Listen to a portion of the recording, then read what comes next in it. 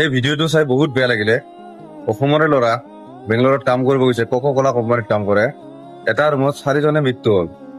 কি কাৰণ হৈছে, কি ঘটনা এতিয়ালৈকে গম পোৱা নাই, কিন্তু ভিডিঅ'টো চাই বহুত বেয়া লাগিছে।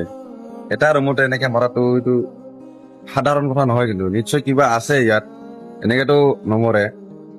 তাৰ কাৰণে কৈ থাকো ভাই, অসমতে কৰ। আমি অসমত চিকিউৰিটি কৰি আছো, আমিও বাহিৰত কৰিছিলো, কিন্তু বহুত ভয়ে, বহুত ৰিস্ক বাহিৰত।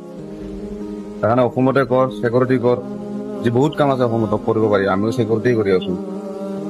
তো কৰ, যদি কাম চাম নাথাকে লাগিলে SISতে সোমা, আমাৰ দৰে কৰি থাকে, একো নাই। 18,000 19,000 চেলাৰী আছে আমাৰ। তথাপি দূৰত যাব নালাগে, দূৰত বহুত ৰিস্ক। মৰি গ'লেও তাৰ পৰা লৈ আহে মানুহ নাই বহুত। অসম চৰকাৰে অলপ ব্যৱস্থা ল'ব লাগে, যিখিনি আমাৰ দৰে মানুহখিনিক অসমতে কিবা এটা কৰি খাব পাৰে, চিন্তা কৰিব লাগে।